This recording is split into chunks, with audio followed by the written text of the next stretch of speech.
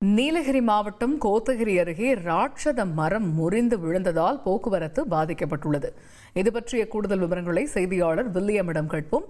William, தற்பொழுது முறிந்து விழுந்த மரத்தை அப்புறப்படுத்துவதற்கான பணி எந்த கதியில் நடைபெற்று வருகிறது? போக்குவரத்துக்கு ஏதாவது மாற்றம் செய்யப்பட்டிருக்கா? வணக்கம். நீலகிரி மாவட்டத்தில் கடந்த 4 நாட்களுக்கு மேலாகவே தொடர்ந்து மழை பெய்து வருகிறது. குறிப்பாக வானிலை ஆய்வு மையம் நீலகிரி மாவட்டத்திற்கு இன்றும் நாளையும் ரெட் அலர்ட் எச்சரிக்கையும் விடுத்துள்ளது. இதனால் பலத்த காற்றோடு மழை பெய்து வருவதால் ஆங்காங்கே மரம் விழும் சம்பவம் நடைபெற்று வருகிறது. குறிப்பாக இன்று காலை உதகை கல்லட்டி சாலையிலும் ராட்சத மரம் விழுந்து 3 மணி நேரம் போக்குவரத்து பாதிக்கப்பட்டது.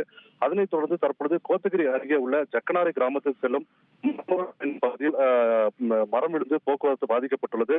குறிப்பாக ஜக்கனாரை மாமரம் உள்ளிட்ட பழங்குடியினர் கிராமத்துக்கு செல்லும் பலர் இந்த மரம் விழுந்து விழுந்ததால் போக்குவரத்தில் பாதிக்கப்பட்டு மிக பெரும் சிரமத்தில் ஆழ்ந்துள்ளனர். குறிப்பாக அங்க இருக்கிற பழங்குடியினர் மக்களே இந்த மரத்தை அப்புறப்படுத்தி தற்பொழுது இந்த பகுதியில் போக்குவரத்தை சீர் செய்துள்ளனர். இதனால் சுமார் 1 மணி நேரத்துக்கு மேலாக அந்த பகுதியில் போக்குவரத்தானது நிறுத்தப்பட்டு தற்பொழுது போக்குவரத்து சீர் செய்யப்பட்டுள்ளது. தகவல்களுக்கு நன்றி வில்லியம். செய்திகளை உடனுக்குடன் தெரிந்து கொள்ள உடனே சப்ஸ்கிரைப் பண்ணுங்க.